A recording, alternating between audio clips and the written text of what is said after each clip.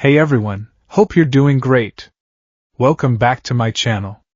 In today's video, we'll dive into what if Deku was blamed for a major disaster?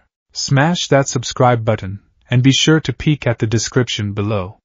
Let's begin. The sky over Tokyo was a bruised purple, the heavy clouds of late summer pressing down on the city like a physical weight. It was the kind of humidity that made the air feel thick enough to choke on, sticking to skin and suit alike. Izuku Midoriya stood perched on the edge of a gargoyle jutting from the 45th floor of the Sumitomo building. The wind whipped at his iron-soled boots, tugging at the tattered ends of his yellow cape. Beneath him, the Shinjuku district sprawled out like a circuit board of neon and concrete, alive with the frenetic energy of millions of people. To the untrained eye, it was just another Friday evening. The trains were running, the salarymen were drinking, and the giant screens on the Alta building were flashing advertisements for detergent and quirk counseling. But Izuku saw the cracks. He saw the way civilians walked a little faster than necessary, eyes darting to the shadows of alleyways. He saw the increased police presence, the armored drones hovering near intersections, and the palpable tension that had settled over Japan since the Paranormal Liberation War. Peace had returned, but it was a brittle, glass-thin peace. Deku.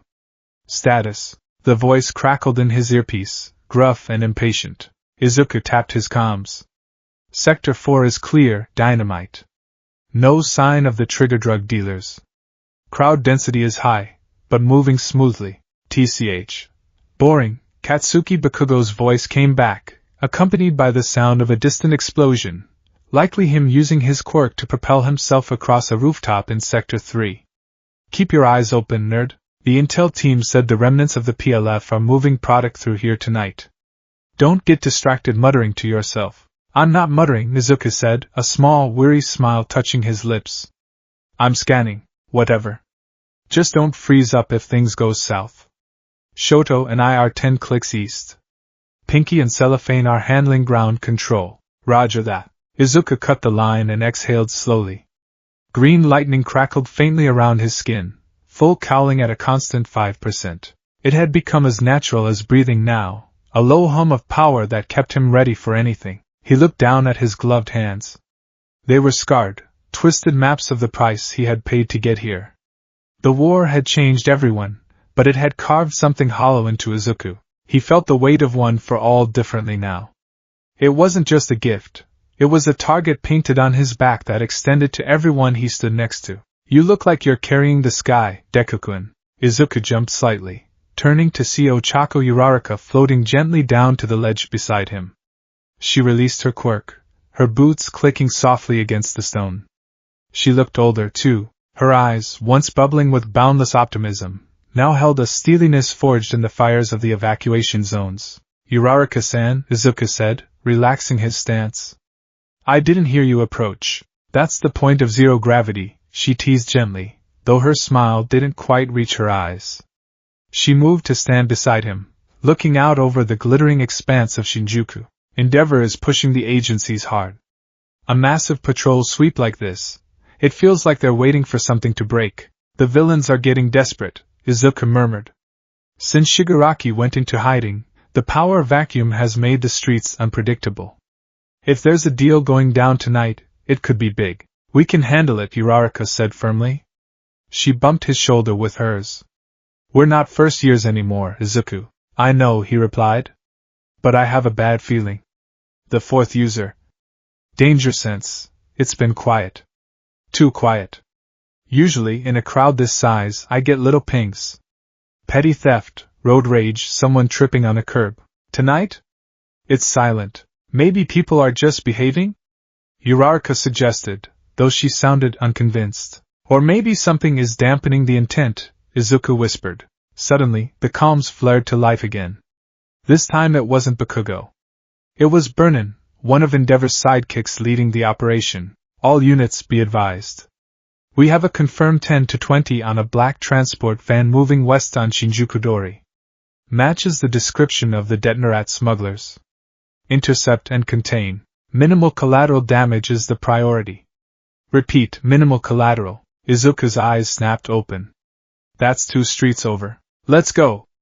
Uraraka adjusted her gauntlets. Izuku nodded, crouching low. I'll take the high road. You cut off the intersection at the light. Right. Izuku launched himself from the gargoyle. Air rushed past his ears as black whips shot from his wrists, latching onto a crane atop a nearby construction site. He swung through the canyon of steel and glass, the green lightning intensifying to 30%.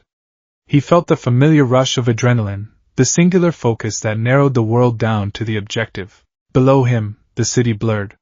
He saw the black van weaving through traffic, knocking aside a taxi. There, Izuku released the whip and fell into a dive.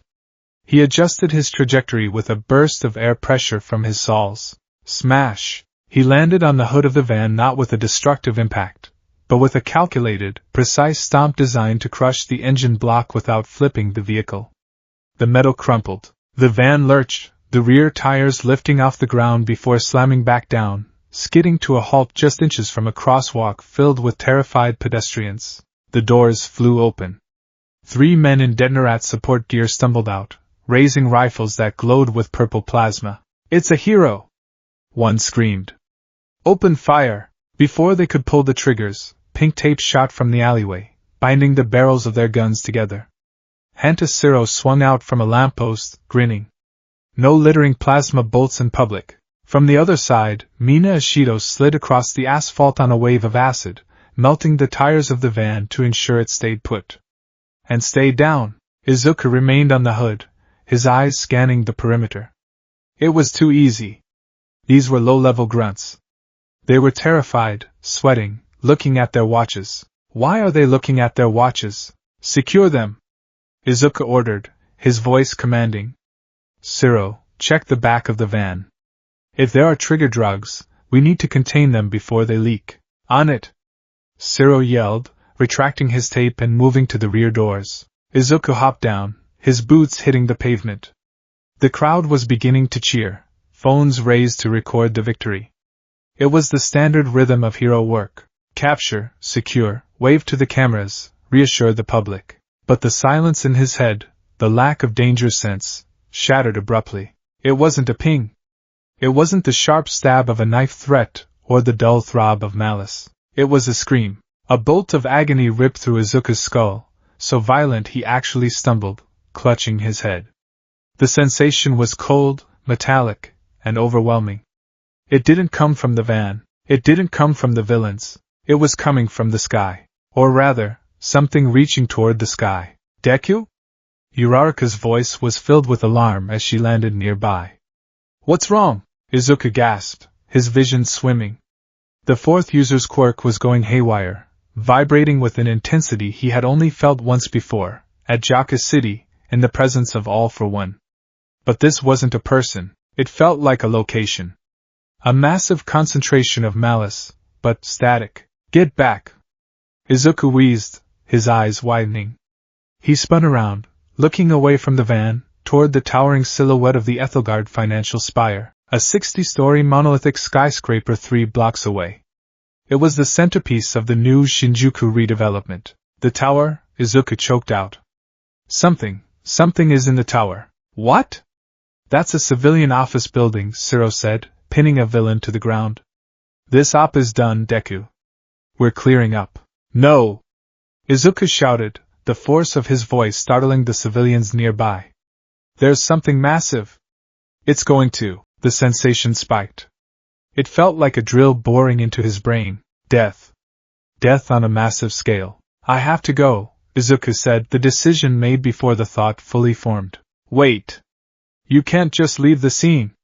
Uraraka reached for him, but he was already gone. He engaged full cowling, 45%. The pavement cracked beneath him as he vanished in a blur of green light. He moved faster than he had all night, a streak of emerald tearing through the humid air. He ignored the confused shouts of his classmates on the comms. He ignored Endeavor roaring at him to hold his position. He hit the glass facade of the Ethelgard Tower, shattering a window on the 3rd floor and rolling inside. The office was empty. It was late. Most workers had gone home, but the cleaning crews and security were still there. And thousands of people were in the restaurants and observation decks on the upper levels. Lower. It's coming from below. Izuku sprinted for the elevator shaft, ripped the doors open with raw strength, and looked down into the abyss. He didn't wait for a car. He wrapped himself in black whip and plummeted down the shaft, sliding rapidly toward the sub-basements. The air grew colder the deeper he went. The hum of the building's electricity buzzed against his skin, but beneath that was a different frequency. A throbbing, sickly resonance that made the one for all embers inside him flare up in agitation. Sub-level 4. Maintenance and structural support. Izuku reached the bottom, kicking through the maintenance hatch. He landed in a concrete corridor illuminated by emergency red lighting. "Is anyone here?" he shouted. "This is the hero Deku. You need to evacuate." Silence. No guards. No workers. Just the rhythmic thrumming of heavy machinery. He followed the pain in his head. It led him down the main corridor, past the water filtration systems, toward the central structural pillar of the skyscraper. This pillar was massive, 10 meters wide, supporting the millions of tons of steel and glass above. But attached to the pillar was something that shouldn't have been there. It was a machine. But to call it a machine felt insufficient. It was a grotesque amalgamation of technology and biology. Cables thick as pythons pulsed with a faint purple fluid, feeding into a central sphere made of a dark, obsidian-like metal. The sphere was embedded directly into the load-bearing concrete of the pillar, and standing in front of it was no one. Izuku stopped, his breath hitching. He scanned the room. Danger sense was screaming so loud he could barely hear his own heartbeat. "Where is the villain? Who set this?" He stepped closer to the device. A holographic interface hovered in the air above the sphere. It wasn't a countdown timer. It was a graph. A biometric scanner. As Izuku stepped within 5 meters, the machine woke up. The obsidian sphere shifted, plates sliding open to reveal a core of swirling, chaotic green energy. Green energy. Izuku froze. The color was identical to his own lightning. "Warning," the voice of the first user echoed in the back of his mind. "It's a siphon. A trap," Izuku whispered. He turned to run, to get out of range, to warn the others to clear the city block. But the machine was faster. It didn't fire a laser or release a gas. It emitted a pulse, a frequency specifically tuned to the quirk factor of 1 for all. It wasn't an attack on his body. It was a magnet for his power. Izuku felt a wrenching sensation in his chest, as if a hook had been sunk into his soul and was being yanked violently forward. Gah! He was dragged through the air, his boots skidding uselessly on the concrete, until he slammed chest first against the obsidian sphere. The moment skin made contact, the trap sprang. Cables shot out from the machine, snake-like and fast, wrapping around his arms, his legs, his neck. They weren't crushing him. They were connecting to him. Needles punctured his suit and skin, tapping into his nervous system. "Get off!" Izuku roared. He tried to summon Black Whip to tear the machine apart, but the moment the energy left his core, the machine drank it. The sphere glowed brighter. The purple fluid in the cables turned a violent, neon green. Synthetic amplification, the voice of the second user growled in his mind. "They aren't trying to kill you, Ninth. They're using you as a battery." "No." Izuku gritted his teeth, sweat pouring down his face.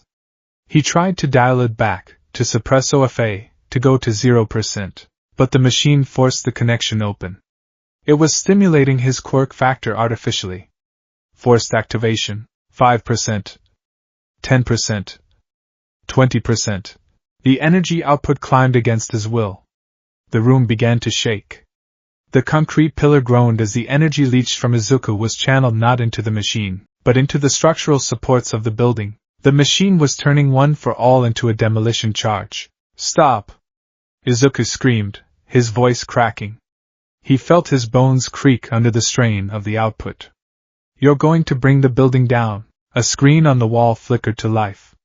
The image was grainy, distorted, but the voice was unmistakably synthesized, dripping with malice. "The symbol of peace holds up the world," the voice said, echoing through the empty basement. "Let us see what happens when the symbol lets go. All for one." Izuku gasped. The meter on the machine hit the red zone. Output, 100%. Izuku's eyes went white. The power of 1 for all, accumulated over 8 generations, surged out of him. But he wasn't controlling it. He wasn't aiming it. The machine took that pure, destructive energy and amplified it, converting it into a concussive shockwave. He saw the green lightning arc out, turning the concrete pillar into dust. He saw the steel beams melt like wax. He tried to scream, but the sound was swallowed by the roar of energy. The last thing he saw was the ceiling of the basement cracking open, the weight of 60 stories beginning to fall, and the blinding, beautiful, terrible green light that looked exactly like his own power. Then, the world ended. Kaboom! The sound was not a bang. It was a physical blow that struck the entirety of Shinjuku. Outside, on the street, Uraraka was knocked off her feet by the shockwave. Windows for 10 blocks shattered instantly, raining glass down on the screaming crowds. The ground rolled like the ocean in a storm. Deku! Uraraka screamed, scrambling to her knees, ignoring the cuts on her arms from the flying debris. She looked up, and her blood turned to ice. The Ethelgard Tower, the shining spear of the district, was glowing. A massive sphere of green lightning had erupted at its base, blowing out the bottom 10 floors in a single, catastrophic instant. Gravity took over. The tower didn't tip over. It collapsed straight down, telescoping into itself. The screech of tearing metal was deafening, a sound like the earth itself was screaming in pain. Dust, thick and choking, billowed out in a tsunami, swallowing the streets. No! No, no, no! Bakugo was flying through the air, propelling himself toward the collapsing structure, his face twisted in a mask of pure horror. DKU! But there was nothing they could do. The physics were absolute. Thousands of tons of steel plummeted into the crater of the foundation. The dust cloud hit them a second later, plunging the world into darkness. Time lost its meaning. It could have been minutes or hours. Izuku drifted in a void of pain. His body felt broken. Every inch of him throbbed in time with his heartbeat. He couldn't feel his left arm. His legs felt like lead. Am I dead? No. The vestiges, they're quiet. But they're there. He forced his eyes open. Gray. Everything was gray. He was lying on a slab of broken concrete, half buried in rubble. Above him, jagged rebar twisted toward the sky like skeletal fingers. The air was thick with dust, tasting of pulverized drywall and copper. He coughed, and the movement sent a spike of agony through his ribs. He spat out blood. Is anyone? His voice was a rasp, barely audible. He pushed a piece of debris off his chest with his right hand. His glove was shredded. His arm was bruised purple and black. He tried to stand, but his legs gave out, and he fell to his knees. Slowly, the sounds of the world began to bleed back in. Sirens. Thousands of them. The wail of emergency vehicles approaching from every direction. The roar of fires burning nearby. And screams. Help! My leg! Someone help! Mom? Moem? It's gone. The whole building is gone. Izuku's heart hammered against his bruised ribs. The building. He looked up. Where the Ethelgard Tower had stood, there was now a mountain of twisted ruin. A grave of steel and glass. Smoke poured from the wreckage, illuminated by the spotlights of police helicopters circling like vultures overhead. I failed. The realization was a cold knife in his gut. I didn't stop it. I caused it? No, the machine. He staggered to his feet, swaying drunkenly. He had to help. He had to move the rubble. There were people under there. I have to. He mumbled, stumbling forward. He activated full cowling, just 1%, a flicker of sparks. Even that hurt. He reached a large slab of concrete and tried to lift it. Is anyone under there? Hey! Over there! A voice cut through the smoke. Not a victim. A police officer. Izuku turned, his vision blurry. A squad of riot police was advancing through the dust, their shields raised, their weapons trained on him. Thank God, Izuku wheezed, taking a step toward them. There was a machine in the basement, a trap. We need heavy lifters. Best genist, get genist. Freeze! The lead officer screamed. His voice was trembling. Don't move! Hands where I can see them. Izuku blinked, confused. What? No, I'm a hero. I'm Deku. We know who you are. The officer yelled. Stay down. Why are you pointing guns at me?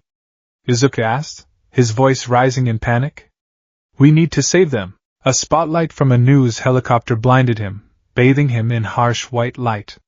The wind from the rotors whipped the dust around him. On the side of a surviving building across the plaza, a massive digital billboard that had somehow survived the shockwave. The emergency broadcast feed cut in. Breaking news. Catastrophe in Shinjuku. Ethelgard Tower destroyed. Izuku squinted at the screen. We are receiving live footage from the scene just moments before the collapse. Viewer discretion is advised. Izuku watched, frozen, as the screen showed a grainy video. It was from a security camera in the basement. It showed Izuku, but the audio was wrong. In the video, Izuku wasn't struggling against cables. The cables were edited out. The machine was edited out. It showed Izuku standing alone in front of the structural pillar. He was screaming, his face twisted in a look that could be interpreted as pain, or, with the right context, unbridled rage. I'm sick of it. The video Izuku screamed. The voice was his, but the words were spliced, manipulated from thousands of hours of public interviews and battle shouts. If you won't listen, I'll make you listen. I'll bring it all down. On the screen, the Izuku in the video pulled back his fist. Green lightning crackled, the same lightning that had just leveled the building. He punched the pillar. The video cut to static as the explosion bloomed. Izuku's mouth fell open. No, the anchor's voice on the screen was grim. Shocking allegations. Pro-hero Deku, seemingly suffering a psychotic break, attacked the support structure of the tower. The death toll is estimated in the hundreds. That's a lie. Izuku shouted at the police, pointing at the screen. That's fake. It was a trap. There was a machine. Don't let him use his quirk. The officer commanded. Please, listen to me. Izuku stepped forward, desperation clawing at his throat. He reached out his hand, pleading. Bang! A specialized anti-quirk bullet hit the ground inches from his foot. Next one goes in your head, villain, villain. The word hung in the air, heavier than the collapsed skyscraper. Izuku looked around. The civilians who were stumbling out of the dust weren't looking at him with hope. They were looking at him with terror. A woman clutching a bleeding child recoiled when their eyes met. Monster, she whispered. Izuku felt the blood drain from his face. He looked at his hands. They were covered in dust and blood. To them, he looked exactly like the destroyer on the screen. I didn't. Izuku whispered. Tears pricking his eyes, mixing with the grit. I tried to save you. Midoriya! A wall of ice surged between Izuku and the police. Shoto Todoroki slid down the ice ramp, landing between his friend and the guns. Todoroki-kun, Izuku gasped. Stay back! Shoto yelled at the police, his left side flaring with flames to create a barrier. He's injured. We need to get him medical attention. Stand down, Shoto! The booming voice of Endeavor shook the ground. The number one hero landed heavily, cracking the pavement. His flames were raging, his eyes hard and cold. He wasn't looking at the police. He was looking at Izuku. Endeavor, Shoto said, his voice guarding. It's a mistake. You know it's a mistake. The evidence is being broadcast to the world, Shoto, Endeavor said, his voice low. And the energy signature matches. There were no villains in that basement.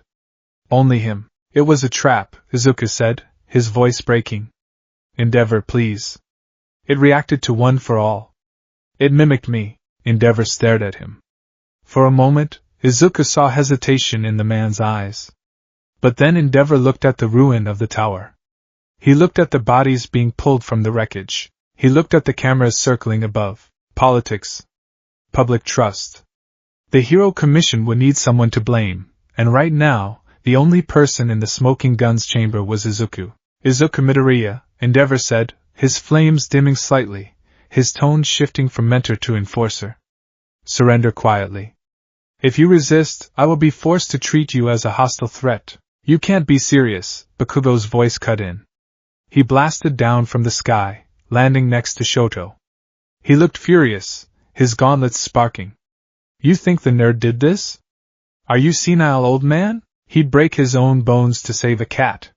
He didn't drop a building on people. The footage, the police captain started. Screw the footage. Bakugo roared. Look at him. He's barely standing, Kaken. Izuku swayed. The darkness was creeping in at the edges of his vision.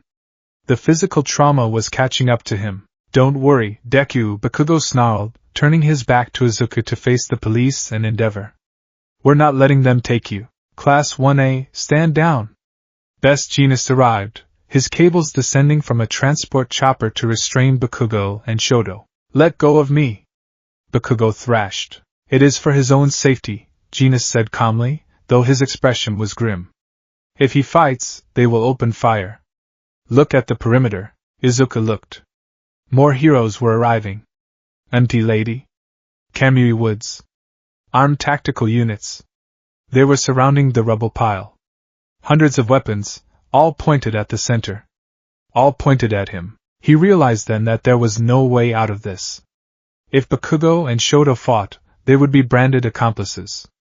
They would lose their licenses. Their futures would be over, and the people needed to see justice. Even if it was the wrong justice. Stop, Izuku whispered. What? Bakugo whipped his head around. Stop fighting, Kaken, Izuku said louder. He slumped his shoulders. Don't hurt anyone else. Deku, shut up! Bakugo yelled. We can get you out of here. No, Izuku said. He looked at Endeavor. He raised his shaking, bloodied hands above his head. I surrender. DKU. Uraraka's scream from the sidelines tore at his heart. Endeavor signaled the police. Secure him. Quirk suppressing cuffs. Level 5 restraints. 2 armored officers moved in, wary, as if approaching a bomb. They kicked Izuku's legs apart, forcing him to his knees in the dust. The cold metal of the cuffs clicked around his wrists. He felt the familiar dampening sensation as the quirk suppressors engaged, cutting off his connection to the vestiges. The comfort of the predecessors vanished, leaving him truly alone. As they hauled him to his feet, Izuku looked up at the giant screen one last time. The news loop was playing again. The fake Izuku screaming in rage. The green lightning. The destruction. The caption beneath his face read, Fallen Hero. He was shoved toward the back of an armored transport. The doors slammed shut, plunging him into total darkness. Outside, the rain began to fall, washing the dust of the Ethelgard Tower into the gutters, but unable to wash away the stain that had just been painted on the name of Deku. The boy who wanted to save everyone sat alone in the dark, while the world celebrated his capture. The darkness inside the transport vehicle was absolute, save for the rhythmic, strobing red light of the sensor bar on the ceiling. It swept back and forth, a mechanical eye watching for the slightest fluctuation in bioenergy. Izuku Midoriya sat bolted to a metal bench. His wrists were encased in heavy, magnetic gauntlets that locked together in his lap. A thick collar was clamped around his neck, humming with a low-frequency vibration that made his teeth ache. It was a quirk suppression rig, military grade, designed to scramble the neural pathways required to activate a quirk factor. Every time he instinctively reached for the embers of One for All, seeking the comforting warmth of the vestiges or the sharp warning of danger sense, he was met with a wall of static. A sickening vertigo that made him want to retch. He was alone. Truly alone. The vehicle hit a pothole, jarring his injured shoulder. He bit his lip to keep from crying out. The adrenaline of the Shinjuku cataclysm had faded, leaving behind a tidal wave of physical pain and a hollow, aching cold in his chest. Hundreds dead. The number repeated in his mind like a mantra of damnation. I didn't do it. I tried to stop it. But the image of the crumbling tower overlaying his thoughts was relentless. He could still feel the phantom sensation of the machine draining him, the violation of his power being twisted into a weapon of mass destruction. Subject is elevating heart rate, a digitized voice announced from the front of the cab. Sedate him? A human voice, muffled by a helmet. Negative. Orders are to keep him lucid for interrogation. Detective Tsukachi is waiting at the box. Tsukachi. Izuku let out a shaky breath. The name was a lifeline. The detective was All Might's best friend. He possessed the human lie detector quirk. He would know. He would ask Izuku what happened, and the truth would ring out like a bell, and this nightmare would end. Izuku leaned his head back against the cold metal wall. He just had to hold on. The box HPSC Provisional Black Site Tokyo Bay. The transport didn't go to Tartarus. The original Tartarus was a ruin, a monument to Shigaraki's power. Instead, they took him to the box, a repurposed underwater facility originally designed for holding hazardous quark waste materials. It was off the books, devoid of press, and utterly inescapable. When the doors opened, the salt air didn't reach him. He was in a subterranean docking bay. "Stand up," a guard barked. He was wearing full tactical gear, his face obscured by a ballistic mask. The insignia on his shoulder wasn't the police force. It was the HPSC, the Hero Public Safety Commission. Izuku struggled to his feet. The suppression rig made his body feel heavy, as if gravity had doubled. Two guards grabbed his arms, not gently. They marched him down a corridor of brushed steel and harsh fluorescent lights. "Please," Izuku croaked. His throat was raw from the smoke. I need to make a phone call. I need to speak to All Might." The guard on his right tightened his grip. Prisoners designated S-class threat have no communication privileges. "I'm not a villain," Izuku pleaded, his voice cracking. "I'm a hero student at UA High. My name is Izuku Midoriya." The guard shoved him forward. "You're the Shinjuku bomber now, kid. Keep moving." They stripped him. It was a humiliating, methodical process. His tattered hero costume, the suit Hatsum had upgraded, the cape Gran Torino had given him, was cut away with shears and bagged as evidence. He was scrubbed down with chemical decontaminants that stung his open wounds, then dressed in a sterile orange jumpsuit that smelled of bleach. Finally, he was shoved into a room. It was a small interrogation cell. A single metal table, bolted to the floor. Two chairs. A mirror that was obviously one-way glass on one wall. Izuku sat. He stared at his hands still cuffed to the table. They were clean now, the blood and dust washed away, but he could still feel the grit under his fingernails. The door buzzed and opened. Naomi Satsukachi walked in. The detective looked like he hadn't slept in a week. His trench coat was rumpled, his tie loose, and the dark circles under his eyes were profound. But it was the look in his eyes that scared Izuku the most. Usually, Tsukachi looked at him with warmth, with paternal pride. Now, he looked at Izuku with a mixture of heartbreak and terrifying professional detachment. Behind him walked a woman Izuku didn't recognize. She was sharp, angular, dressed in a pristine HPSC suit.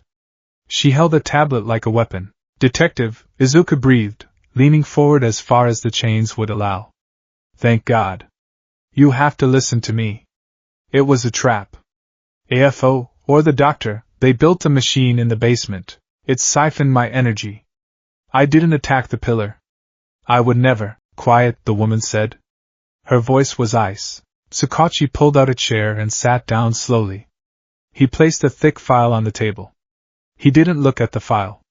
He looked at Izuku. "Midoriya," Tsukachi said softly. "Please use your quirk," Izuku begged.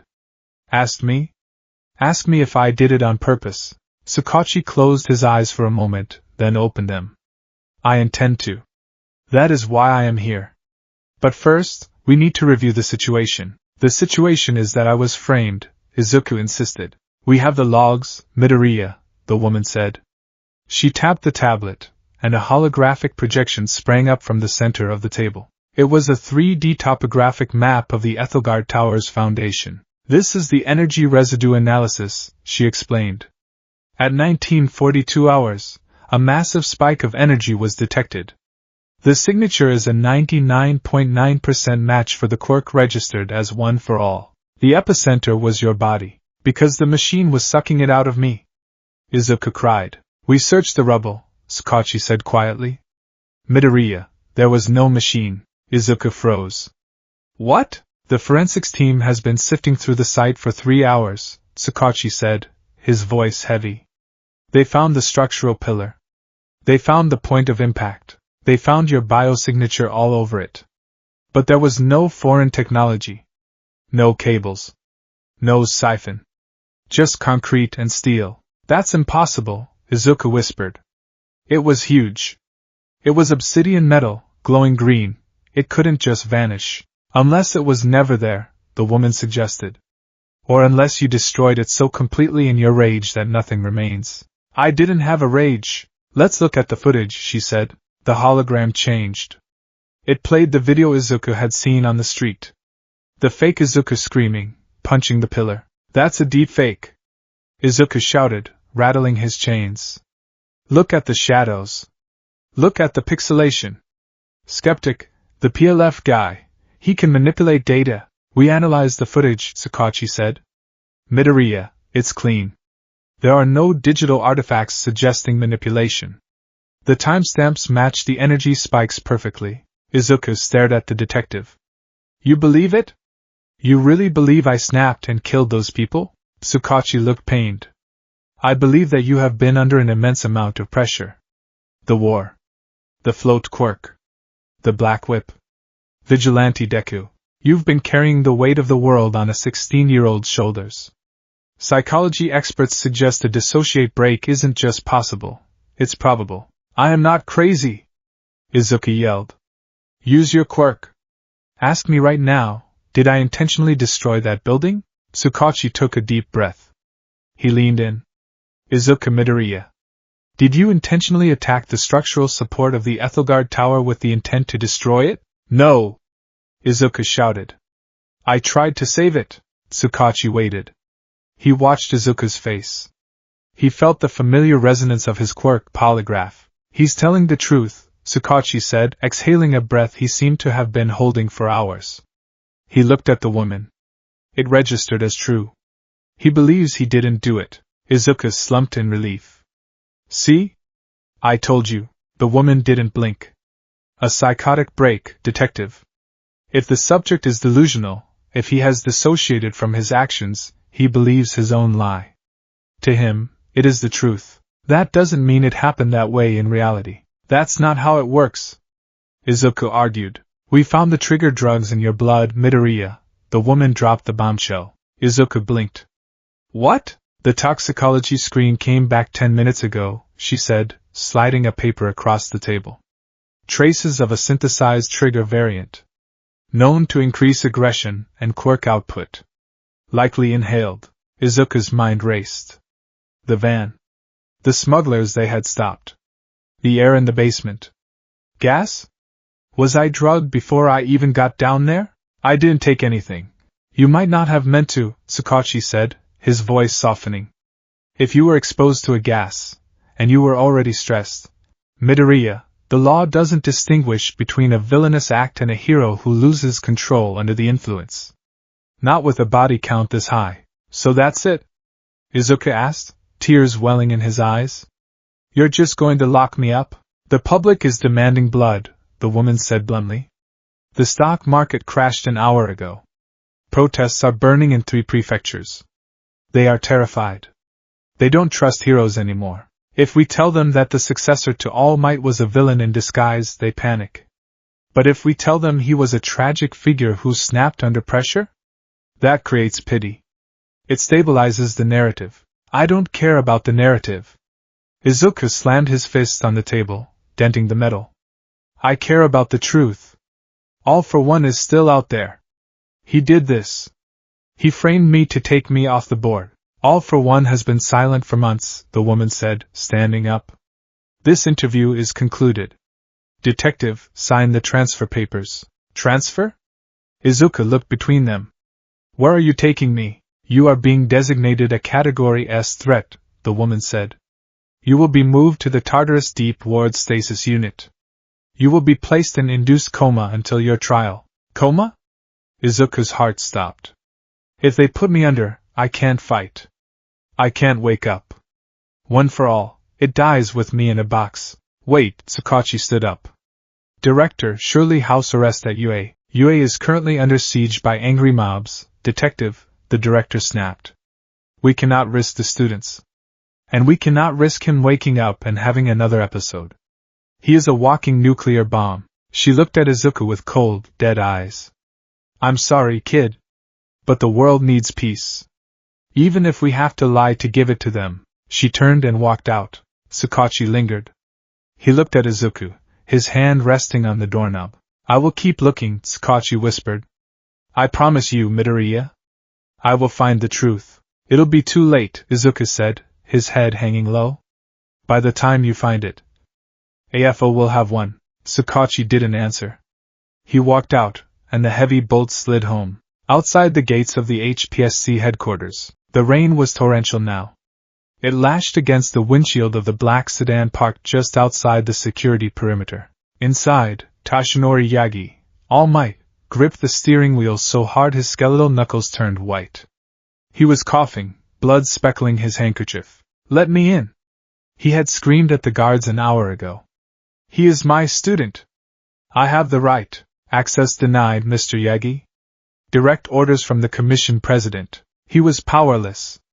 Without one for all, he was just a dying man in an oversized suit.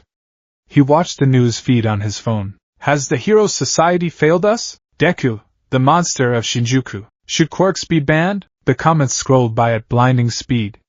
"Kill him." "Execution." "He killed my brother." "Monster." "Fake hero." "Young Midoriya." Toshinori wept, his forehead resting on the wheel. "I am so sorry. I failed to protect you." His phone buzzed. It was a text from Aizawa. "Aizawa, the kids are losing it. Bakugo is trying to blow a hole in the dorm wall. We need you here." Toshinori looked at the massive concrete fortress where his successor was being held. He typed back, "I can't leave him, Shota. If I leave, they win." Inside the box holding cell 4, Izuku sat in silence. The shock was wearing off, replaced by a cold, sharp clarity. They were going to put him in a coma. They were going to bury him, and all for one was going to tear the world apart while he slept. "I can't stay here." The thought was treasonous. It went against everything he had ever been taught. Heroes trust the law. Heroes trust the system, but the system was broken.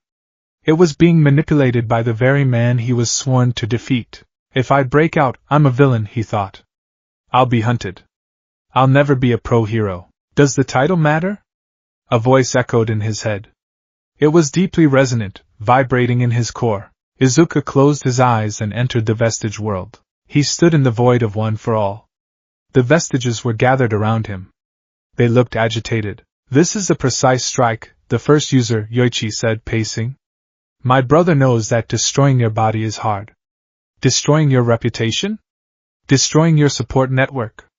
That is efficient." The gas, the third user growled. "It wasn't just to frame you. It was to muddy the waters so the detective's quirk wouldn't work properly on the others." Plausible deniability. Kid Daigoro Banjo V crossed his arms. "You know what you gotta do." "I have to escape," Izuku said. "It's not that simple," Nana Shimura said gently. She looked sorrowful. "If you run, you confirm their narrative. You become the villain they say you are. If I stay, everyone dies," Izuku countered.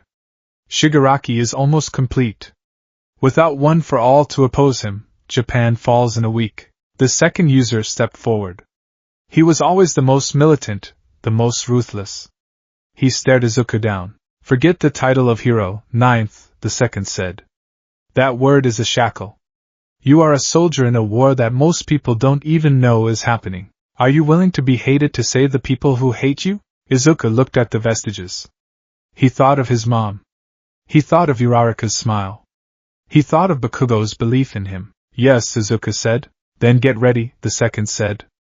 "They're coming to move you." The corridor 20 minutes later, the door to the cell hissed open. 6 guards entered this time. They were heavily armored, carrying shock rifles and suppression staves. Behind them came a medical team pushing a gurney with heavy leather straps. "Prisoner 492, the lead guard barked. "Stand up." Hands against the wall. Izuku stood slowly. He felt the weight of the suppression collar. It was still active, dampening his connection to the power. He couldn't summon the lightning. He couldn't use float or FA gene, but suppression collars had a flaw. They worked by emitting a localized field that scrambled the quirk factor in the brain. They relied on a battery, and more importantly, they relied on the wearer being passive. "Turn around," the guard ordered. Izuku turned. He placed his cuffed hands against the cold metal wall. "Prepare for transport," the medic said, drawing a syringe filled with a clear liquid. "This is a mild sedative to keep him calm during the transfer." No sedative, Izuku thought. "If I get drugged, it's over." He took a deep breath. He focused. He couldn't reach 100%. He couldn't even reach 5% through the static of the collar. It felt like trying to push water through a blocked pipe, but he didn't need the power to flow out. He needed it to flow in. One for all is power accumulation. He focused on the collar itself. The vibration. The energy field. Hold your breath. Injecting now, the medic said. Izuku moved. It wasn't a quirk move. It was pure martial arts, drilled into him by Gunhead and Endeavor. He dropped his weight, spinning low. His cuffed wrist swung out like a hammer, smashing into the medic's wrist. The syringe flew across the room, shattering against the wall. Hostile! The lead guard screamed. Tase him! 3 tasers fired simultaneously. The prongs hit Izuku's chest and back. 50,000 volts surged through him. For a normal person, it would be incapacitating. For a holder of One for All, whose body had adapted to channel massive amounts of bioelectricity, it was fuel. The electricity hit the suppression collar. The device whined, overloaded by the sudden external surge clashing with its internal dampener. Pop! A spark flew from the collar. The field flickered for a microsecond. That was all Izuku needed. He grabbed the thread of power. Smoke screen! Purple smoke exploded from his body with the force of a bomb. It filled the small interrogation room instantly, thick and choking. I can't see! Seal the door! Don't let him out! Blaster fire erupted blindly into the smoke. Red beams of energy sliced through the purple haze. Izuku was already moving. He was low to the ground, moving on instinct. Danger sense flared back to life. A screaming headache that told him exactly where the bolts were coming from. Duck. Left. Roll. He slammed into the legs of the lead guard, knocking him over. He didn't strike to kill, he struck to disarm. He grabbed the guard's shock baton. Sorry, Izuku whispered. He jammed the baton into the locking mechanism of his cuffs and pulled the trigger. The surge of electricity fried the magnetic lock. The cuffs sprang open. He was free, but he was still trapped in an underwater bunker. Containment breach in Sector 4. The intercom blared. Subject Deku has escaped custody. Lethal force authorized. Repeat. Lethal force authorized. Izuku burst out of the interrogation room into the hallway. The red emergency lights were spinning. Down the hall, a squad of HPSC enforcers was setting up a barricade. Heavy riot shields, automatic weapons. There he is! Fire! A hail of rubber bullets and quirk-suppressing rounds filled the corridor. Izuku didn't dodge. He couldn't dodge them all in a narrow hallway. Black whip, tendrils of dark energy shot from his back, weaving together into a dense shield in front of him. The bullets hammered against the energy, dissolving into sparks. 6th user, Izuku gritted his teeth. I need mobility. He launched himself at the ceiling, grabbing a pipe with black whip. He swung over the heads of the enforcers, landing behind their line. He's behind us. Izuku spun, creating a shockwave with a 20% flick of his finger. It wasn't enough to break bones, but the air pressure sent the guards tumbling like bowling pins. He sprinted toward the docking bay, the exit. The submersible transport. He rounded the corner and skidded to a halt. Blocking the heavy blast doors of the docking bay was a single figure. It wasn't a guard. It was a hero, Kamui Woods. The wooden hero stood there, his arms expanded into a massive wall of roots blocking the exit. Midoriya, Kamui Woods said, his voice sad. Don't do this. If you run, there is no coming back. Move, Kamui, Izuku panted. Green lightning danced over his skin. Please. I don't want to fight you. I looked up to you, Kamui said. We all did. Even if it was an accident, you have to answer for it. You have to trust the law. The law is blind right now, Izuku said. And the villains aren't waiting for a verdict. Then I have to stop you. Kamui Woods lashed out. Lacquered chain prison. Hundreds of wooden tendrils shot toward Izuku, seeking to bind him. Izuku took a deep breath. He remembered his training. He remembered Endeavor's lessons on heat. He couldn't use fire. But he could use friction. One for all, 45%. Izuku moved so fast he blurred. He didn't retreat. He charged into the wood. He began to spin, channeling power into his legs. Manchester smash. He kicked the air, generating a localized tornado. The friction of the air against the wood created heat. Smoke rose from the roots. Kamui flinched, pulling back instinctively to avoid his weakness, fire. In that opening, Izuku shot through the gap. He reached the control panel for the blast doors. He punched it, not the buttons, but the panel itself, destroying the locking mechanism. He ripped the heavy steel doors open with his bare hands. The docking bay was ahead. A small submersible pilot craft was prepping for launch. Izuku leaped. Black Whip snagged the railing of the catwalk. He swung down, landing on the hull of the sub just as it began to submerge into the access tunnel. "Stop that vessel!" Kamui screamed from the doorway. Guards opened fire from the catwalks. Bullets pinged off the hull of the sub. Izuku scrambled to the hatch. It was locked. He placed his hand on the wheel. One for all, 100% momentary burst. He wrenched the wheel. The steel groaned and sheared. The hatch flew open. Izuku dropped inside. The pilot, a terrified HPSC technician, looked up at him. "Get out," Izuku said. His voice was flat, terrifyingly calm. The pilot didn't argue. He scrambled up the ladder and leaped onto the dock just as the sub slid into the water. Izuku slammed the hatch shut. He looked at the controls. He had never flown a sub, but he was a nerd. He had studied support items. He knew the basics. He jammed the throttle forward. The engines roared. The sub shot forward into the dark waters of Tokyo Bay. The aftermath. An hour later, the sub surfaced in a desolate, trash-filled canal in the industrial district of Kawasaki, miles away from the facility. The hatch opened. Izuku climbed out. He was soaked, shivering, and exhausted. The orange jumpsuit stuck to his skin. He stumbled onto the muddy bank, collapsing into the tall grass. The rain was still falling. He looked at the city skyline in the distance. The lights of Tokyo looked different now. They didn't look welcoming. They looked like eyes.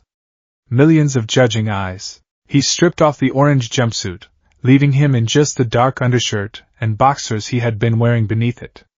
It was cold, but he couldn't wear the prison colors. He scavenged through a nearby dumpster behind a textile factory.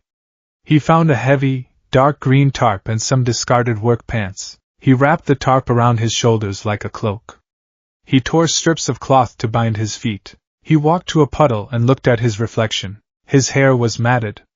His eyes were wild, rimmed with red. There was a bruise forming on his jaw. He didn't look like Deku anymore. Deku was the name of a hero who smiled.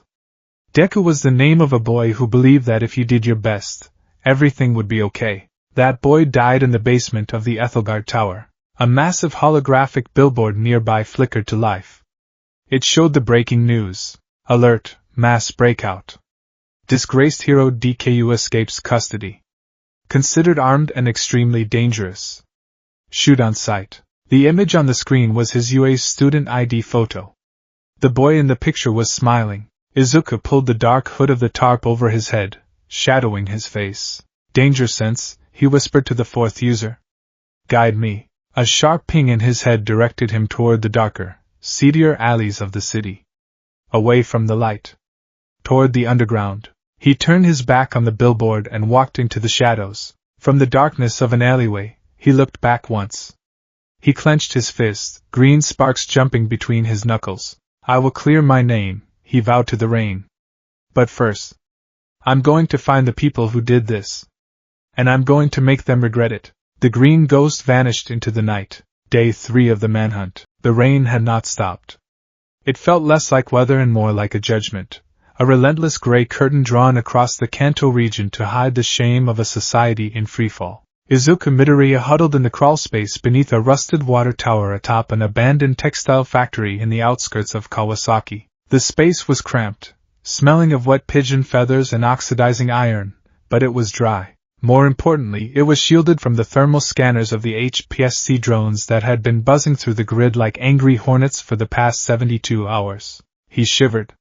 The tarp he had scavenged was heavy and damp, offering little warmth against the unseasonable chill. Underneath, he wore the stolen work pants, too large, cinched tight with a length of electrical wire, and a dark gray hoodie he had found in a donation bin, stained with motor oil. He looked at his hands. They were trembling. Not from fear, but from a caloric deficit that was beginning to eat away at his muscle mass. Hunger, the voice of Daigoro Banjo, the fifth user, rumbled in his mind. It's a nasty thing, kid. Makes you slow. Makes you stupid. I know, Izuku whispered, his voice a dry rasp. You need protein, the second user's voice cut in, sharp and militaristic. There is a convenience store 3 blocks east. It has been looted, but the back stockroom might still have supplies. Go. Take it. Stealing, Izuku muttered, curling his knees to his chest. Heroes don't steal. You aren't a hero right now, the second snapped. You are a fugitive. A designated villain. Rank S. If you starve to death in this hole, all for one wins. Is your morality worth the end of the world? Ease up on him. Nana Shimura's voice was gentle, a warm current in the cold tide of his thoughts. Izuku, honey. You have to eat. It's survival. It's not a sin to stay alive. Izuku closed his eyes. The vestige world was the only place where he wasn't alone, but it was becoming a crowded room of conflicting philosophies. The second and third users, hardened by the brutal early days of the Quirk Wars, were pragmatists. They wanted him to fight dirty. Nana and All Might's vestige were the conscience he was desperately trying to hold on to. A sharp, stabbing pain spiked at the base of his skull. Danger sense. Izuku's eyes snapped open. The pupils contracted, glowing with a faint, bioluminescent green. Above, he rolled out of the crawlspace just as a spotlight swept over the water tower. The hum of repulsor engines whined overhead. A drone. Sleek, black, bearing the red insignia of the HPSC. It was a hunter-seeker model, equipped with quirk-dampening nets and rubberized rounds. Izuku pressed himself flat against the gravel of the roof, pulling the dark tarp over his head to break up his silhouette. He slowed his breathing. He lowered his heart rate, a trick Endeavor had taught him to minimize heat signatures. The drone hovered. Its camera lens rotated, scanning the rooftop with a robotic whir. Don't move, Izuku told himself. Be a stone. Be nothing. The drone lingered for 10 agonizing seconds. Then, finding nothing but wet gravel and rusted vents, it banked left and sped off toward the city center. Izuku exhaled, a puff of white mist escaping his lips. He couldn't stay here. The grid search was getting tighter. They were triangulating his position based on the few sightings reported by terrified civilians. He stood up, his joints popping. He pulled the hood of the oil-stained sweatshirt over his messy green curls. He tied the tarp around his neck like a cloak. He looked like a wraith. A specter of the slums. Moving out, he whispered to the rain. UA High School, Heights Alliance dorms. The atmosphere in the Class 1A dorms was suffocating. The air conditioning was humming, the lights were warm, but it felt like a funeral home. The windows were shuttered. The blinds were drawn. Tenya Ida paced back and forth in front of the television, his movements stiff and jerky. On the screen, the news cycle was endless. Sightings in Kanagawa remain unconfirmed. Police warn citizens not to approach the suspect. Deku is considered volatile and highly dangerous. Turn it off, Katsuki Bakugo growled. Bakugo was sitting on the floor, his back against the sofa. He wasn't yelling. He wasn't exploding furniture. He was staring at the floor with an intensity that was far more terrifying than his usual rage. His hands were clenched so tight his palms were bleeding. We need to know the movement of the police, Shoto Todoroki said quietly from the kitchen table. He was nursing a cup of tea that had gone cold an hour ago. If they deploy the top 3, we need to know. And do what, icy hot? Bakugo snapped, looking up. His eyes were bloodshot. We're on lockdown. We're prisoners in our own school. We are being protected, Momo Yayorozu corrected gently, though she looked exhausted. The protests outside the gates. If we go out there, the mob will tear us apart. They think we're accomplices. Let them try, Bakugo snarled. I'll blast them all to hell. That is exactly why Mr. Aizawa took our phones, Ida said, stopping his pacing. We cannot engage with the public. We cannot fuel the fire. We have to trust the system too. Trust the system? Uraraka's voice cracked. Everyone turned. Ochako Uraraka was standing by the window, peering through a crack in the blinds. She had been crying for days. Her eyes were puffy, her face pale. The system put him in a cage, Ida-kun, she said, her voice trembling with fury. The system called him a monster. The system tried to put him in a coma before he could even speak. And you want to trust it? Uraraka-kun, I didn't mean. Ida faltered, pushing his glasses up. I just mean, logic dictates that the truth will surface. Forensic science is absolute. They faked the evidence, Shoto said bluntly. We all saw the footage. It was seamless. Whoever is behind this, all for one Detonarat, they control the information. Logic doesn't apply when the premises are fabricated. The front door of the dorms beeped. Everyone tensed. Shota Aizawa walked in. He looked worse than any of them. His scar was prominent under the harsh lights, his hair disheveled. He was leaning heavily on his capture weapon as if it were a cane. Sensei! Mina Ishido jumped up. Is there news? Did they find him? Aizawa sighed, walking into the common room. He looked at his students, his children. He saw the fear, the anger, the betrayal in their eyes. No, Aizawa said, his voice raspy. They haven't caught him. And knowing Midoriya, they won't catch him easily. Is that a good thing? Tsuyu Ezri asked, her finger on her chin, though her voice wavered. If he runs, he looks guilty. He is guilty, a cold voice said from the TV. It was the HPSC president, giving a press conference. Bakugo grabbed the remote and hurled it at the TV. The screen shattered in a shower of sparks and glass. Bakugo! Ida shouted. Don't you dare tell me to calm down! Bakugo roared, standing up. Sparks popped off his skin. That nerd, he's out there alone. He doesn't have food. He doesn't have gear. He's probably bleeding out in a ditch somewhere while we sit here drinking tea and watching them lie about him. Bakugo, sit down, Aizawa ordered. His quirk activated, his eyes glowing red, hair floating. Bakugo froze, the explosions dying in his palms. But he didn't sit. He stood there, shaking, tears of frustration pricking the corners of his eyes. Why aren't we looking for him? Bakugo whispered, his voice breaking. Why are you stopping us, Sensei? Aizawa deactivated his quirk. He rubbed his eyes. Because if you step 1 foot off this campus, the HPSC will revoke your provisional licenses. You will be expelled. You will be arrested for aiding a fugitive, and then, when Midoriya does need help, and you will be powerless to do anything. So we just wait? Kirishima asked, clenching his fists. That's not manly. We prepare, Aizawa said. He reached into his pocket and pulled out a small, encrypted drive. I managed to get the raw sensor data from the Shinjuku incident before the HPSC scrubbed the servers. It's encrypted heavily. I need minds on this. Yaoyoro's eyes lit up. I can help decrypt it.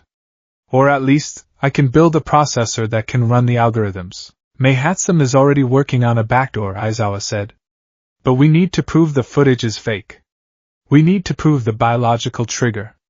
We need hard evidence. And until then? Uraraka asked softly. Aizawa looked at the shattered TV screen. Until then, we hope that Midoriya remembers who he is. And that he doesn't let the darkness swallow him whole. The underworld, Yokohama slums. Izuku didn't go to the convenience store. The second user was right about survival. But Izuku couldn't bring himself to steal from honest people. Instead, he went where the honest people didn't go. Yokohama had sectors the heroes rarely patrolled, places where the shadows were long and the law was a suggestion. Here, the black market thrived. Izuku walked through a narrow alley, stepping over puddles of questionable fluid. He kept his head down. He needed medical supplies. The wound on his shoulder, a graze from a suppression round during the escape, was infected. It throbbed with a dull, hot heat, and his stomach was twisting in knots so painful he could barely stand straight. He spotted a dumpster behind a shady clinic known for patching up Yakuza underlings. Scavenging, the third user noted. Better than starving. Izuku opened the lid. The smell was atrocious, antiseptic mixed with rot. He dug through the bags. Used gauze.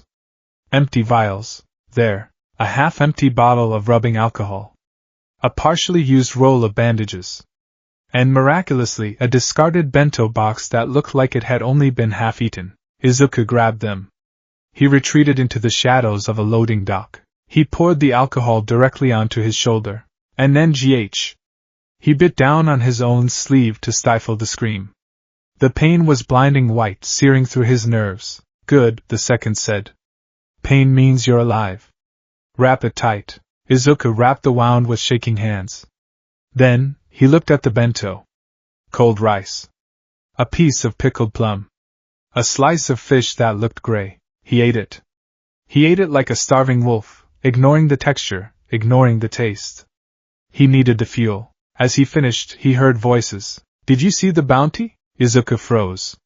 He pressed himself into the corner of the loading dock, merging with the darkness. Two men walked past the mouth of the alley. They wore leather jackets with spikes, low-level thugs. One was holding a holographic tablet. 50 million yen, the man whistled. For a kid. The HPSC really wants him dead.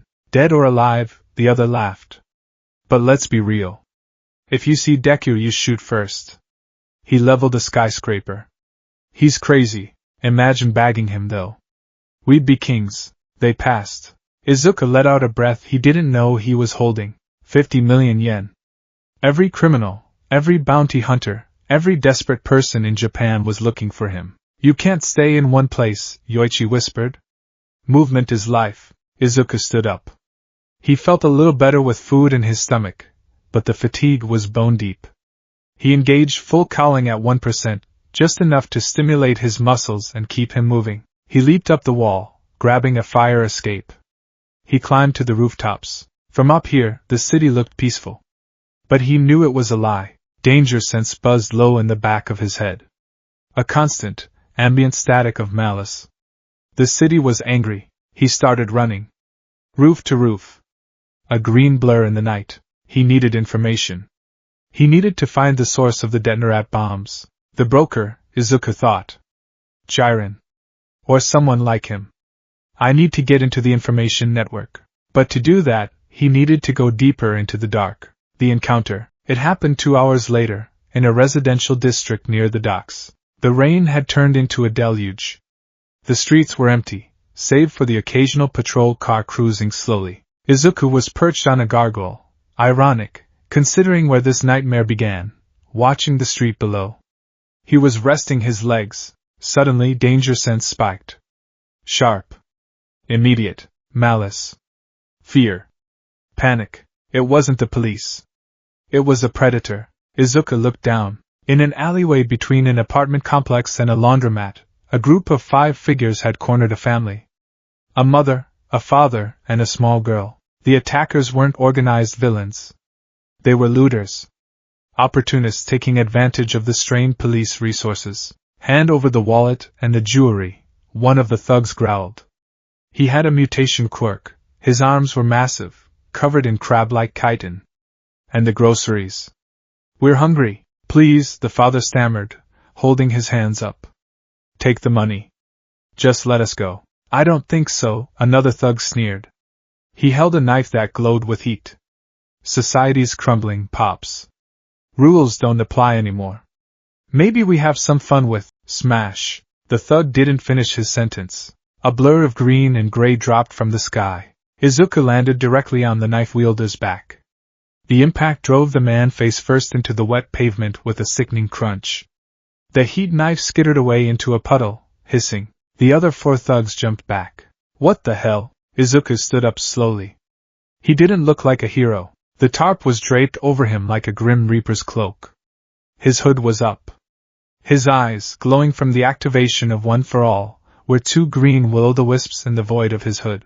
Green lightning crackled violently around him, illuminating the rain droplets like suspended emeralds. He didn't do his usual hero introduction. He didn't say, "It's okay now." Why? Because I am here, he just growled. A low, feral sound. Leave, Izuku said. His voice was distorted, deepened by the exhaustion and the raw emotion. It's a vigilante. The crab-armed thug yelled. Get him! The thug swung a massive claw. Izuku didn't dodge. He was tired of dodging. He caught the claw with one hand. 5%? Number 20%. He squeezed. The chitin cracked. The thug screamed. I said, Izuku whispered, looking up, his eyes burning. Leave, he threw the thug. Not a gentle toss. He threw him with enough force that the man flew 20 feet down the alley and crashed into a dumpster, crumpling into a heap. The remaining 3 thugs froze. They looked at their fallen comrades. They looked at the demon in the green lightning. Monster! One screamed. They broke and ran. They scrambled over fences, slipping on the wet pavement, terrified out of their minds. Izuku stood there, panting. The lightning faded to a dull hum. He turned to the family. He lowered his hood slightly, trying to offer a reassuring smile, though he knew he looked like a wreck. Are you okay? Izuku asked, stepping forward, extending a hand. They won't hurt you, Enim. Stay back. The scream pierced Izuku's heart sharper than any blade. The mother had pulled the little girl behind her. She was backing away, her eyes wide with absolute, unadulterated terror. The father was trembling, holding a briefcase like a shield. Don't kill us, the father begged. Please. We don't have anything else. Izuku froze, his hands still extended. What? No, I saved you. We know who you are. The mother shrieked. She pointed a shaking finger at him. The green lightning. The torn cape. You're him. You're the Shinjuku bomber. Izuku flinched as if struck. No, that's a lie. I'm Deku. I'm a hero. You killed those people. The little girl cried out, peeking from behind her mother's leg. The TV said you're a villain. Izuku's voice died in his throat. He looked at them. He saw no gratitude. He saw no relief. He saw the same look they had given the thugs. Fear. Hatred. They don't see Deku. Nana Shimura's voice sounded sad, almost weeping. They see the monster the world created. A siren wailed in the distance. Approaching fast. The screaming mother must have triggered a silent alarm, or a neighbor had called it in. Get away from us! The father yelled, picking up a rock from the ground and throwing it. The rock hit Izuku in the chest. It didn't hurt physically. He had taken hits from Shigaraki that shattered mountains. But emotionally, it shattered him. The rock bounced off his chest and clattered to the ground. Izuku looked at the rock. Then at the family. He pulled his hood back up. The shadows hid the tears that were starting to spill over. Go home, Izuku whispered. Lock your doors. Black Whip shot out, latching onto the roof of the laundromat. He launched himself into the air, leaving the family huddled in the rain, terrified of the boy who had just saved their lives. The rooftop solitude. Izuku ran until his lungs burned. He ran until the buildings blurred into streaks of gray and neon. He stopped on the roof of a high-rise, collapsing against an air conditioning unit. He pulled his knees to his chest and buried his face in his arms. Why? He sobbed. Why won't they believe me? Because fear is louder than truth, the first user said softly. This is the reality, kid, the second user said, his voice devoid of pity but full of grim resolve. Society is fragile. You broke the illusion of safety. Now you are the boogeyman. I just want to save them, Izuku wept. Then save them from the shadows, the second replied. You don't need their applause. You don't need their thanks. You need to win the war. Let them hate you. Let them fear you. Use that fear. Izuku lifted his head. He wiped his eyes with his dirty, bandaged hand. He stood up and walked to the edge of the roof. He looked out over the sprawling city. It was a sea of lights, millions of people living in fear of the dark. And somewhere out there, all for one was laughing. Izuku's expression hardened. The tears stopped. The sorrow was replaced by something colder. Something harder. If he couldn't be the symbol of peace, he would be something else. He reached into his pocket and pulled out a small, tattered piece of yellow fabric, a remnant of Gran Torino's cape. He tied it around his neck, letting it flare out in the wind. He wasn't Deku the hero's student anymore. He was the ghost that hunted villains in the dark. Let them call me a monster, Izuku said to the wind. Green lightning surged around him, brighter and more jagged than before. I'll be the monster that eats the nightmares. He leaped from the roof, diving into the abyss of the city. The silence of Heights Alliance. The common room of the Class 1A dorms had become a tomb. 4 days had passed since the Shinjuku cataclysm. 4 days since Izuku Midoriya had been branded a mass murderer. 2 days since he had broken out of a maximum security black site and vanished into the ether. The silence wasn't peaceful. It was heavy, pressurized, like the air in a submarine diving past its crushed depth.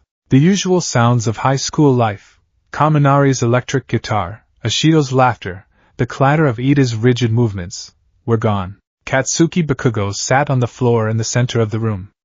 He wasn't meditating. He was vibrating. His knees were pulled up, arms resting on them, hands clasped so tightly that his knuckles were stark white. He stared at the blank screen of the replacement television, which sat like a black monolith reflecting the room's despair. Eat, Bakugo. Eijiro Kirishima placed a tray on the floor next to him. A bowl of rice, some miso soup. Simple comfort food. Bakugo didn't blink. Not hungry. You haven't eaten in 48 hours, man, Kirishima said, his voice unusually soft. Midoriya wouldn't want you starving yourself. At the mention of the name, Bakugo's shoulders hitched. A low, dangerous growl emanated from his throat. Don't, Bakugo whispered. Don't talk about what he wants. He doesn't know what he wants. The idiot is out there running on fumes because we let them take him. We didn't have a choice, Tsuyu Ajiri croaked from the sofa. She was hugging a pillow, her large eyes wet. The pros. Endeavor, they were all there. We always have a choice. Bakugo snapped, his head whipping around. His eyes were bloodshot, rimmed with dark circles that rivaled Aizawa's. We stood there. We watched them put him in chains like an animal, the nerd who broke his arms to save half of us. We just watched. We were following orders, Tenya Ida said. He was standing by the window, his back rigid. He was staring out at the campus gates, where a mob of protesters was still gathered, holding signs that read down with heroes and Deku equals death. Screw orders, Bakugo spat. He stood up, kicking the tray of food. The bowl shattered, miso soup splashing across the hardwood. Bakugo! Momo Yayorozu gasped. I'm done waiting, Bakugo announced. He walked to the center of the room, turning to face the class. The teachers took our phones. They cut the internet. They're feeding us sanitized bullshit while they hunt him down like a dog. Are we Class 1A? Or are we a bunch of extras? What are you proposing? Shoto Todoroki asked. He was sitting at the dining table, spinning a small flame on his finger. His face was unreadable, but the temperature in the room had dropped 10 degrees since he entered. We find him, Bakugo said. Before the HPSC puts a bullet in his head. And before he does something stupid that he can't come back from. That is strictly against protocol, Ida said, turning around. He chopped his hand through the air, but the motion lacked its usual vigor. We are under lockdown. If we leave, we are expelled. If we interfere, we are vigilantes. I don't care, Bakugo snarled. Expel me. Arrest me. I'm not letting him die alone thinking we hate him. He looked at Ida. You remember Hosu? When you went rogue to kill Stain? Who pulled your ass out of the fire, Four Eyes? Who risked his license to save you when you were paralyzed on the ground? Ida flinched. The memory was clearly visceral. He adjusted his glasses, his hand trembling. Midoriya did, Ida whispered. And you, round face, Bakugo turned to Uraraka. She was sitting in the corner, staring at her hands. During the entrance exam. During the training camp. Who was the first one to move? Uraraka stood up slowly. Her face was pale, but her eyes, usually so warm, were hard as flint. I'm going, she said. Her voice was quiet but absolute. I don't care about the rules. I don't care about being a pro-hero if it means abandoning Izuku, Ochako-chan. Tsuyu whispered. I'm in, Kirishima said, stepping next to Bakugo. It's not manly to abandon a friend. I'm in too, Shoto said, extinguishing the flame on his finger. He stood up. Endeavor is blinded by duty. He can't see the inconsistencies. But we can. One by one, the class shifted. Tokoemi nodded, Dark Shadow giving a thumbs up. Jiro twirled an earphone jack. Shoji crossed his arms. Ida looked at them. He looked at the shattered bowl on the floor. He took a deep breath, and the tension in his shoulders seemed to break. I cannot allow you to go, Ida said. Bakugo's hands started to spark. Try and stop me, President. I cannot allow you to go, without a plan, Ida finished. He walked over to the group, his expression fierce. We are UA students. We do not run blindly into the night. If we are going to do this, we do it properly. We do it efficiently. And we bring him home. Bakugo stared at him for a second, then scoffed. Fine. What's the play? The war room. They turned Momo's room into a command center. It was the only place large enough to host the core strategy group, Momo, Shoto, Bakugo, Ida, and Uraraka, and it had the best equipment. We have two problems, Momo said, creating a whiteboard from her arm and setting it on an easel. 1. We need to prove his innocence to the world, or at least to the heroes hunting him. 2. We need to locate him. The evidence is the key, Shoto said. He pulled a tablet out from under his blazer. Is that? Momo blinked. Endeavor's personal agency tablet, Shoto said flatly. I swiped it when he came to check the perimeter wards this morning. He hasn't noticed yet. You stole from the number 1 hero? Kaminari squeaked from the doorway, where he was keeping watch. He stole my childhood. I stole his iPad. Call it even, Shoto deadpanned. He unlocked the device. I have access to the raw forensic data from the Shinjuku site, the police reports, the chemical analysis, the energy readings. Everything the HPSC has, we have. Plug it in, Momo ordered, creating a connection cable. They projected the data onto the wall. Streams of numbers and chemical formulas scrolled by. Look here, Momo pointed to a spectral analysis graph. This is the energy signature of the explosion. The HPSC claims it's 100% one for all. It matches the profile, Ida noted, adjusting his glasses. High concentrations of bioelectric discharge. Yes, but look at the decay rate, Momo said, her eyes narrowing. She traced the line. One for all is pure bioenergy. It dissipates into the atmosphere almost instantly after impact. But this, she pointed to a lingering isotope reading. This energy signature has a half-life. It stayed in the concrete for 3 hours. What does that mean? Uraraka asked. It means it wasn't just energy, Bakugo realized, his eyes widening. It was a chemical reaction mimicking energy. A fuel source. Exactly, Momo nodded furiously. I recognize this compound chain. It's a polymer-based stabilizer used in high-grade support items. Specifically, Detonarat technology, Redestro, Tokoyami hissed from the shadows. The Meta Liberation Army, Shoto said. They merged with the League. If Detonarat tech was in that basement, then it proves the bomb was planted. But the HPSC said there was no machine, Uraraka said. They said they found nothing. Because the machine was designed to disintegrate, Momo theorized. A self-cannibalizing polymer. It eats itself upon activation to destroy the evidence. But it leaves this chemical residue, this ghost isotope. Proof, Bakugo grinned, a savage expression. We have the smoking gun. It's circumstantial, Ida warned. Without the physical casing of the bomb, the HPSC can claim the residue came from anywhere. A support item Deku was wearing, perhaps. Then we need the source, Shoto said. We need to find where Detonarat is manufacturing these unstable isotopes.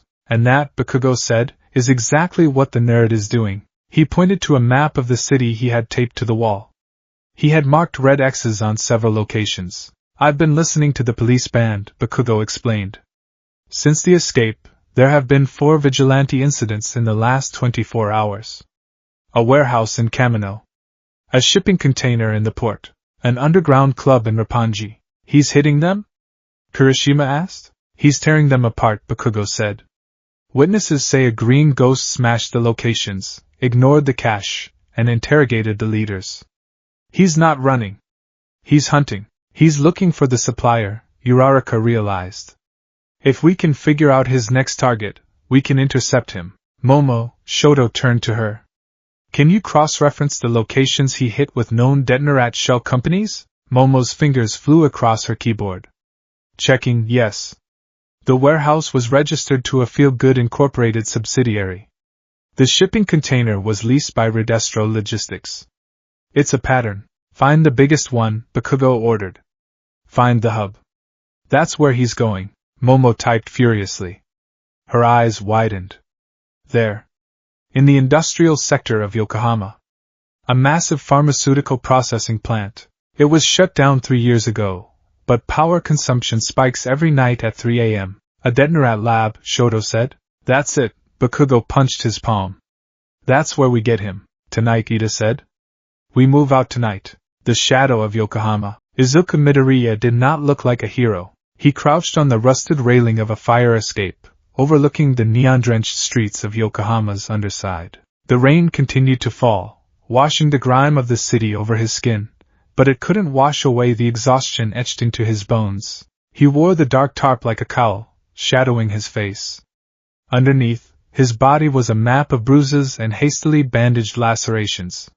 He hadn't slept in 40 hours. Every time he closed his eyes, he saw the Ethelgard Tower falling. He heard the screams. Don't sleep, the second user's voice was a drill sergeant in his mind. Sleep is death. Keep moving. He needs rest, second Yoichi argued. His reaction times are slowing. He nearly missed that grapple on the last swing. If he rests, the trail goes cold, the second countered. We have a lead. The broker. He's in that bar across the street. Izuku looked down.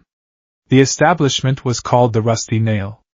It was a villain bar, a known watering hole for the dregs of society who didn't fit into the polite world of quirks. Jiren, Izuku whispered, his voice raspy. He knows everything. He stood up. His knees shook, but he forced them to lock. He channeled one for all. The green lightning that arced around him was jagged, violent. It didn't flow smoothly anymore. It spasmed, reflecting his chaotic mental state. Full cowling, 15%. He dropped from the fire escape. He didn't use the door. He smashed through the skylight, landing on the pool table in a shower of glass and rain. The music stopped. The chatter died. 20 patrons, mutants, thugs, petty thieves, turned to stare. Izuku stood slowly, glass crunching under his boots. He lowered his head, the green eyes glowing from the darkness of his hood. I'm looking for Jiren, he said.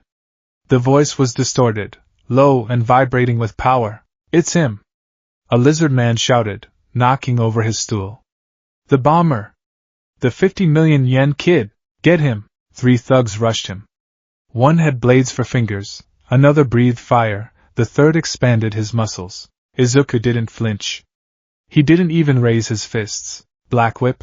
6 tendrils of black energy exploded from his back. They moved faster than the eye could follow. Crack. Snap. Thud. The tendrils slammed the thugs into the walls, pinning them there. They struggled, but the grip was iron. I said, Izuku repeated, stepping off the pool table. I'm looking for Jiren. The room went deathly silent. This wasn't the Deku they saw on TV sports festivals. This wasn't the smiling boy. This was something else. Something broken and dangerous. A man in the back corner, wearing a tacky suit and smoking a cigarette, slow-clapped. Well, Jiren said, blowing a smoke ring. If it isn't the fallen star. You've changed your look, kid.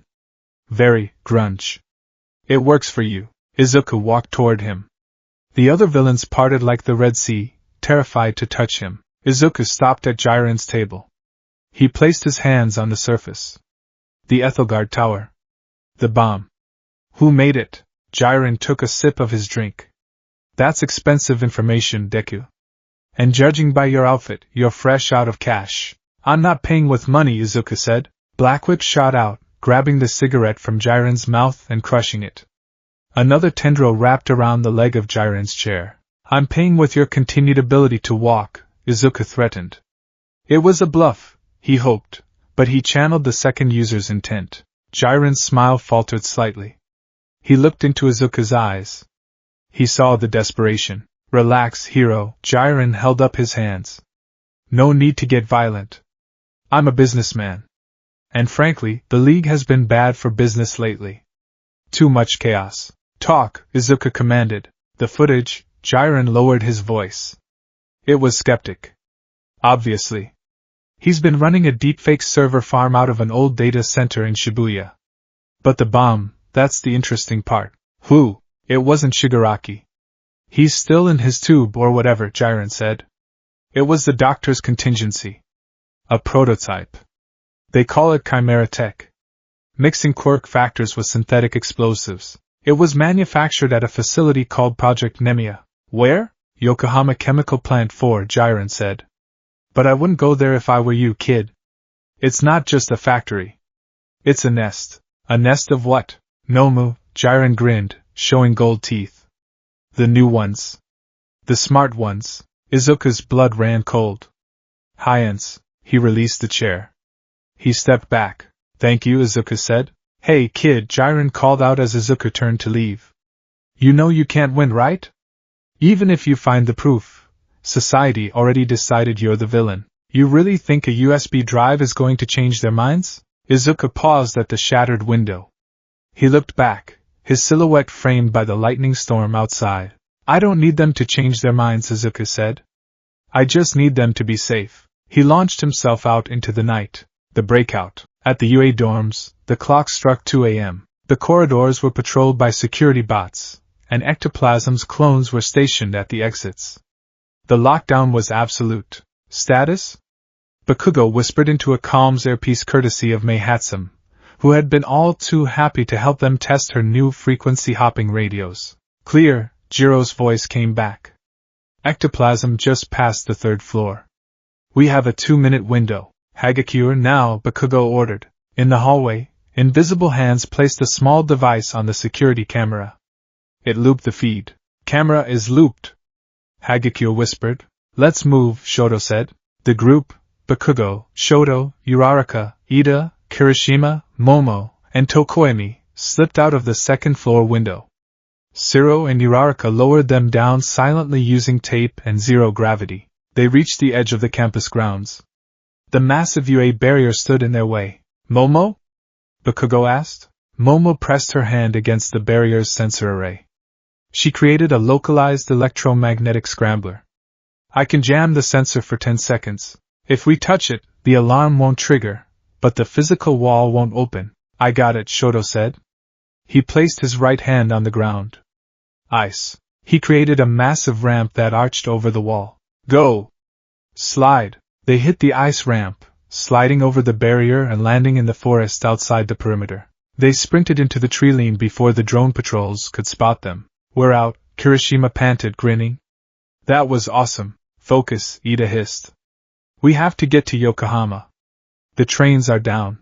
I stole the keys to the school bus, Bakugo said, holding up a keyring. Everyone stared at him. What? Bakugo scowled.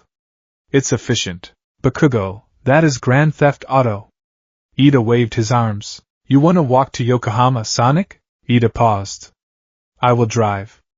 I have the appropriate license. The Fox and the Hound. While Class 1A was hot-wiring a bus, Izuku was 3 miles from the chemical plant. He was moving across rooftops, his movements jerky. The exhaustion was making him hallucinate. He saw shadows moving in the corners of his eyes.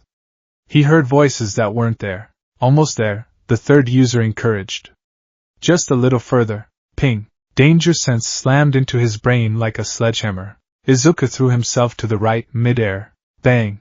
A bullet whizzed past his ear, close enough to singe his hair. It impacted the concrete parapet behind him, blowing a crater the size of a fist. Izuku tumbled, rolling onto a rooftop and sliding behind an AC unit. Sniper! He gasped. Distance, 1,200 meters, the 3rd user analyzed. Trajectory, north-northwest. High velocity. Nagant, Izuku realized. She found me. Another shot tore through the AC unit, showering him with sparks and coolant. She can curve them, Izuku reminded himself. Cover doesn't mean anything. He had to close the distance. Or break the line of sight. He popped up, engaging smoke screen. A cloud of purple smoke filled the roof. He leaped into the smoke, changing direction midair with Black Whip. Bang! Bang! 2 shots cut through the smoke, missing him by inches. She was predicting him. Come on, successor, Lady Nagant's voice echoed from a loudspeaker on a drone hovering nearby. Stop running. It's pathetic. Izuku ignored the drone. He spotted the glint of a scope on a distant water tower. There, he charged F.A. Jean. He built up kinetic energy by squatting and flexing his legs rapidly. One for all, pseudo 100%. He launched himself. He became a missile. He crossed the kilometer gap in seconds, shattering the sound barrier. Nagant saw him coming. She didn't flinch. She morphed her arm rifle, loading a heavy round. 2 straight, she muttered. She fired. Izuku saw the bullet coming. Time seemed to slow. The bullet was spiraling, glowing with pink energy. He couldn't dodge. Second, Gears shift. Izuku shifted his speed, decelerating instantly, causing the bullet to pass just over his head. Then he accelerated again, slamming onto the water tower. Nagant jumped back, using her hair as a grappling hook to swing to a lower platform. "You're fast," she noted, landing gracefully. She aimed her rifle at him. "But you look like hell, kid." Izuku stood up, panting heavily. The usage of gears shift on top of his exhaustion made his vision swim. He swayed. "Nagant," Izuku rasped. "You know the HPSC is corrupt. You killed their president because of it. Why are you working for them again?" "Because a girl's gotta eat," Nagant shrugged. "And you're a danger to society. Look at you. You're unhinged." "I didn't destroy the tower," Izuku said. "It was Detnerat. I'm trying to prove it." "Doesn't matter," Nagant said, citing him. "Truth is what the people with the guns say it is. And right now, I have the biggest gun." She fired. Izuku tried to block with Black Whip, but his reaction was a fraction of a second too slow. The bullet grazed his ribs, tearing through the tarp and his side. "Gah!" Izuku cried out, stumbling back. He fell off the water tower. He plummeted toward the alley below. He tried to catch himself, but his focus slipped. He hit a dumpster, bounced, and crashed onto the wet asphalt. Pain exploded in his side. "Get up," he told himself. "Get up." He tried to stand, but his legs wouldn't cooperate. Nagant landed softly in the alley entrance. She walked toward him, rifle leveled. "Stay down, Midoriya," she said, almost gently. "It's over." Izuku looked up at her. His vision was tunneling. "Not until I save everyone." Nagant paused. She looked at his eyes. They weren't the eyes of a villain. They were the eyes of a martyr. Suddenly, a massive wall of ice erupted between them. Nagant jumped back, surprised. "What?" A bus, a yellow UA school bus, came screeching around the corner, drifting sideways. It slammed into a pile of trash, blocking the alley exit. The doors flew open. "Get away from him!" Bakugo roared, launching himself out of the bus with an explosion. Shoto followed, sliding on ice. Kirishima hardened his skin and charged. Dark Shadow expanded, roaring in the night. Nagant clicked her tongue. "Reinforcements? Seriously?" She looked at the tactical situation. 5 hero students against 1 sniper in a narrow alley. She could take them, maybe. But the noise would draw the police. And she wasn't paid to kill kids. "Contract void," she muttered. "Too much heat." She fired a smoke round at her feet and vanished into the night. "Coward!" Bakugo yelled, firing an explosion at the smoke. He turned and ran to where Izuku was lying in the trash. "Deku!" Izuku blinked. He looked up at the familiar spiky blonde hair. "Kaken?" he whispered. "Am I dreaming?" "You're an idiot, that's what you are." Bakugo fell to his knees beside him. He looked at the blood soaking Izuku's side. His hands hovered, terrified to touch the wounds. "Damn it, you're bleeding everywhere." "Izuku!" Uraraka ran from the bus, a med kit in her hands. She slid to her knees, tears streaming down her face. "Oh my God! Look at him. We need to stabilize him," Momo ordered, creating bandages and disinfectant. Izuku flinched away as Uraraka tried to touch him. "No." Izuku wheezed, scrambling backward into the trash. "Stay back." "What?" Uraraka froze. "Izuku, let us help." "You can't be here." Izuku coughed, blood speckling his lips. "You'll lose your licenses. You'll be accomplices." "We don't care," Kirishima yelled. "We're your friends." "I'm a villain!" Izuku screamed, the sound tearing at his throat. "Look at me. I'm a designated villain. If you help me, you're villains too." "Aizawa-sensei. All Might, everyone works so hard for you. I won't let you throw it away for me." "Shut up." Bakugo grabbed Izuku by the collar of his ruined shirt. "Shut your mouth. You think we care about a piece of paper? You think I care about being a pro if it means letting you die in a dumpster? Let me go, Kaken," Izuku pleaded, his eyes glowing dangerously green. "I have to go to the factory. I have to finish it."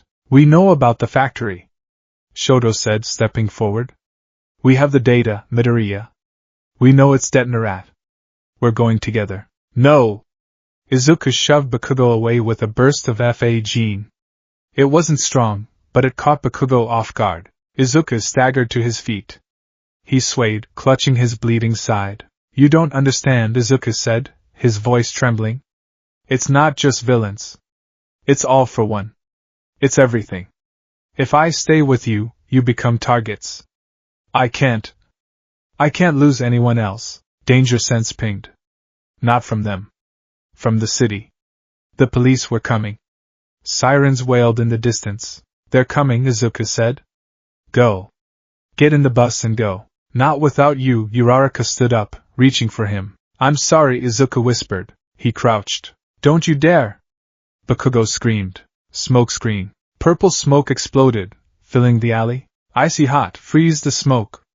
Bakugo yelled. Shoto unleashed a wave of ice, but it was too late. When the ice cleared, the alley was empty. Only a trail of blood remained, leading up the fire escape and disappearing onto the rooftops. Bakugo punched the brick wall, screaming in frustration.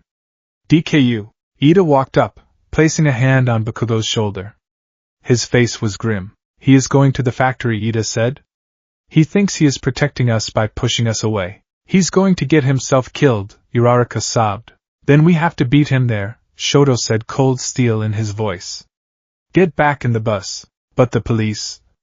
Momo pointed to the flashing lights turning the corner. We drive through them, Bakugo snarled, climbing back into the driver's seat of the bus. Hold on. This is gonna get bumpy. The bus roared to life, tires spinning on the wet pavement as Class 1A sped off toward the industrial district, chasing the ghost of their friend.